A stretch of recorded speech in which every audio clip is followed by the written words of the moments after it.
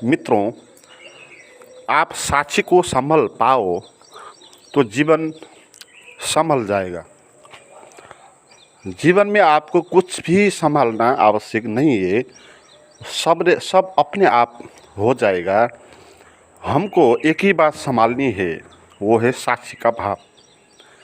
मित्रों, साक्षी का भाव क्या है, कैसे हम इसको संभाल सकते हैं?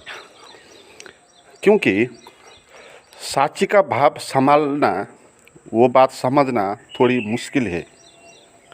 साक्षी या परमात्मा खुद ही आपको कोई डिस्टर्ब नहीं करेगा। वो प्रेयसी की तरह है। जैसे कोई प्रेमिका है, वो अपने आप आपको नहीं बताए कि आओ मुझे संभालो, मुझे प्रेम करो। लड़कियां इस तरह बात नहीं करती, पुरुष ही उनके पास जाते और प्रस्ताव करते। ऐसे ही परमात्मा भी एक प्रेयसी की तरह है। उसको स्वीकार करना है, हमको प्रस्ताव करना है, उसको अंगालना है, तभी हम उसका महसूस कर सकेंगे। नहीं तो वो आकर हमको डिस्टर्ब नहीं करेगा। परमात्मा इतना स्वतंत्रता देता है कि वो अपने को संभालने के, अंगालने के लिए भी दबाव नहीं डालेगा।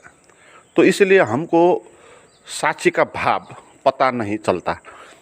एक प्रेमी की तरह जैसे प्रेयसी के पीछे हम लगते हैं, उसे प्रस्ताव करते हैं, उसे अंगालना चाहते हैं, पुकार करते हैं, इसी तरह साक्षी को भी पुकार करना चाहिए।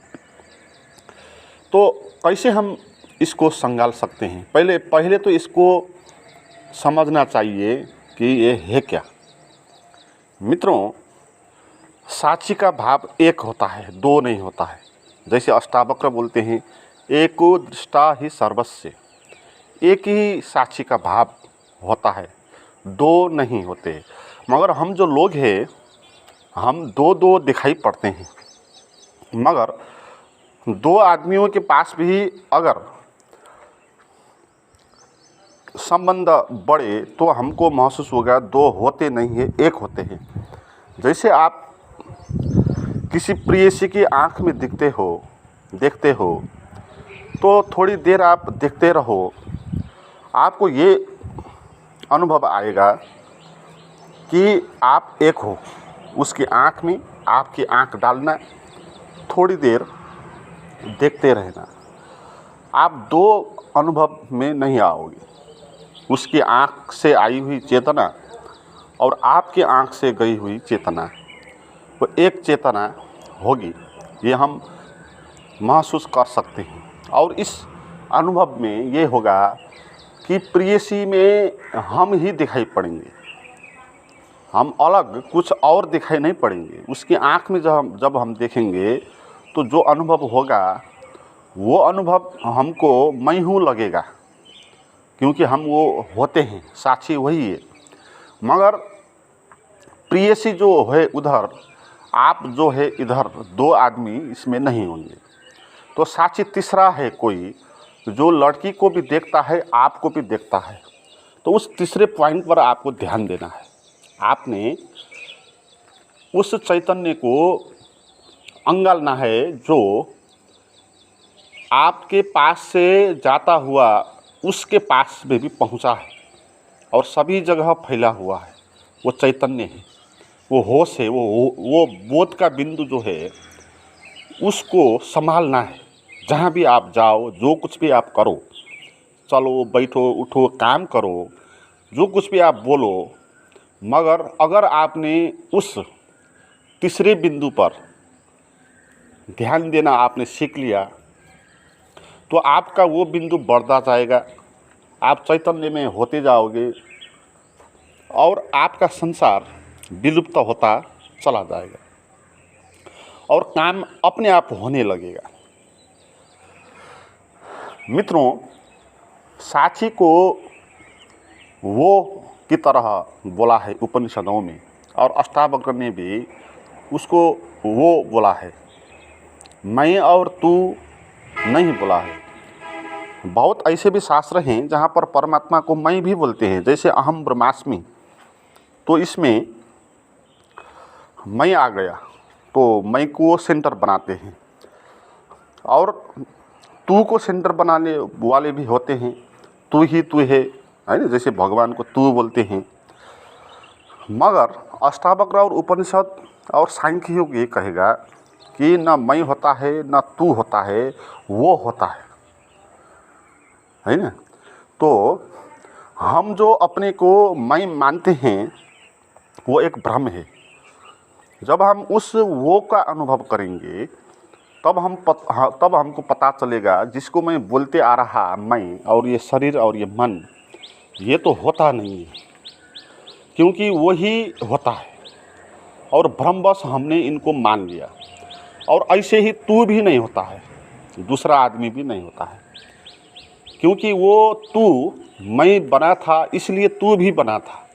जब मैं नहीं बनेगा तब तू भी नहीं बनेगा, क्योंकि तू बनने के लिए मैं का आधार चाहिए। तो इसीलिए परमात्मा को तू बोलना सबसे अच्छी व्याख्या है, अच्छा परिभाषा है। तो इस तरह हमको देखने वाले जो है, दृष्टा जो है, साक्षी जो है, उस पर लगातार ध्यान देना है और मैं पर ध्यान नहीं देना है। जहाँ पर भी आप खड़े हो वहाँ दो बातें होंगी, एक आप होंगे, एक बाहर का दृश्य होगा, शब्द होगा, वस्तु होगा, आदमी होगा, जो कुछ भी होगा वो तू है। मैं और तू ये दोनों जो भेद है यही संसार है। और ये मैं और वो तू, ये दोनों का देखने वाला तीसरा जो अनुभव है वो साक्षी का अनुभव है। तो उस साक्षी का अनुभव जाने के लिए दो रास्ते हैं, या मैं को मिटाओ या तू को मिटाओ। अगर आप मैं को मिटाओगे तो तू भी मिट जाएगा, क्योंकि तू मैं के आधार पर ही खड़ा होता था। आप अपने को मैं बोलते थे, इसलिए प्रेयसी को भी तू बोलने लगे।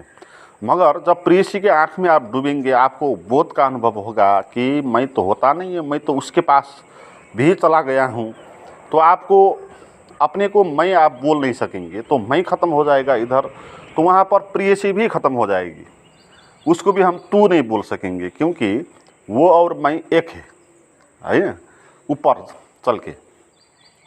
तो उसकी आँख में जो चेतना आई है और आँख की आँख में जो चेतना आई है, दोनों चेतना एक है। तो वो तीसरा बिंदु है, ना आप है ना प्रेयसी है। तो उस तीसरे बिंदु पर ध्यान देते रहना है। जहाँ पर भी, जैसे आप कहीं खड़े हैं, आपके सामने एक पेड़ है, तो ये दो आपको महसूस होगा, आप और पेड़। मगर जो पेड़ को भी देख रहा है और आपको भी देख रहा है, वो तीसरे पॉइंट पर आपको ध्यान देना है ना। वो पेड़ जो है वो दूसरा है नहीं, वो तू नहीं है। हमने अपने को मैं माना था, इसलिए वो भिन्न महसूस होता था। जब हम अपने को नहीं मानेंगे तो पेड़ भी मेरे ही अंदर समा जाएगा। पेड़ के आसपास जो फैली हुई चेतना है, वो चेतना और मेरे आसपास जो फैली हुई चेतना है, वो चेतना एक है। इसलिए पेड़ और मैं दो नहीं है, वो दिखाई पड़ते हैं। तो इसी तरह जहाँ पर भी आप हो, आप उस तीसरे पॉइंट पर ध्यान देना है। पहले तू दिखाई पड़ेगा, मैं भी दिखाई पड़ेगा, और मैं और तू के बीच में किस चीज़ ने जोड़ा है, उस तीसरे बिंदु पर आपको ध्यान देते रहना है। यही असली साधना है साक्षी की। मित्रों, साक्षी की गहरी साधना में जाने चाहते हैं तो मेरे आप कुछ प्राइवेट वीडियोज कर सकते हैं। उन वीडियोज़ को प्राप्त करने के लिए मुझे आप व्हाट्सएप पर बात करें, उसका लिंक जो है डिस्क्रिप्शन में दिया हुआ है। Thank you.